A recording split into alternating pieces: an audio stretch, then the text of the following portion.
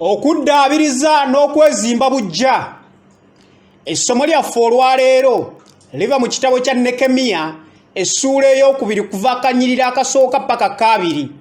Naye akanyiriri ke-18 kagamba nti, ne boogera nti tugolokoke tuzimbe, awo ne banyweza emikono gyabwe olw'omulimu ogwo omulungi. Okuyitibwa kw'okuzimba okukoowoola kwa Nekemiya okutandika okuzimba bujja ebbugwe eryamenyeka okwetooloola Yerusaalemi. Tulaba omukono omulungi ogwa Mukama nga guli ne Nekemiya oyo eyasalawo okuddaabiriza ekibuga. Bwe twekkaanya obulungi, akanyiriri kaffe ake-18 katuyamba okutegeera bunnabbi obwatuweebwa mu kitabo kya Isaaya essuula ya 58 akanyiriri ke-12 kagamba nti, n'abo abali kuvaamu balizimba ebifo eby'edda ebyazika, olizza emisingi egy'emirembe emingi, era oliyitibwa nti muzibi wa kituli, muzza w'amakubo g'akutuulamu. Omulembe guno ogwaffe tetulaba bulabi amawanga agaayonooneka, naye n'emisingi egy'empisa emimenyefu, amaka amamenyefu agasaanawo, obulamu bw'abantu obumenyefu abaggwamu n'essuubi n'ebirala bingi. Nekemiya eyali mu bulamu obulungi obweyagaza teyali kitutte nga kikulu ku kibuga ekyali ekimenyefu nga kisaanawo.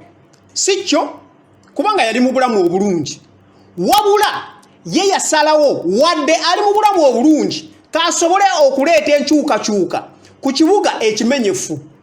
Naffe tulina okulondawo kiki kye tusobola okukolawo ku bimenyefu bye tulaba ebitwetoolodde. Katonda yalaba okunyolwa mu mutima gwa Nekemiya ate n'okufaayo kwe eri abantu n'ekibuga. Kino kyaleetera okutandika okuzimba bujja ebbugwe oba emisingi egyali gimenyese. Bino binnyonnyolwa mu ngeri bweti wammanga. Esooka, okunakuwala. Nekemiya okuva bwe yawulira ku mawulire agakwata ku kibuga, yanakuwala nnyo, era kabaka n'alaba obuyinike obw'omu mutima gwe. Akanyiriri kookubiri.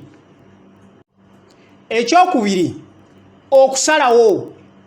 Nekemiya yabuulira kabaka okusalawo kwe okugenda e Yuda asobole okuyamba okuzimba bujja.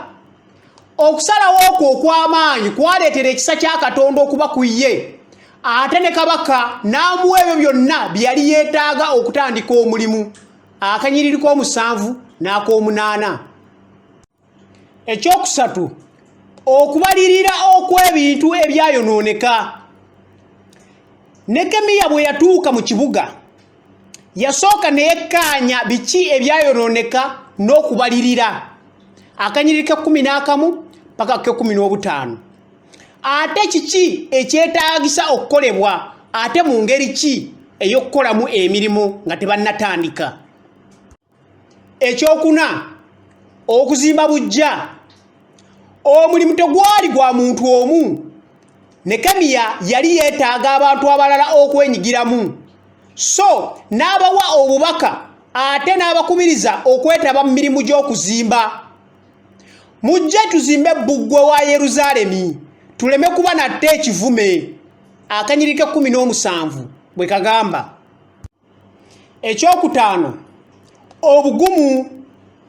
Newankubadde Nekemiya yafuna okutiisibwatiisibwa n'okuyigganyizibwa, wabula yali mugumu okugenda mu maaso n'emirimu.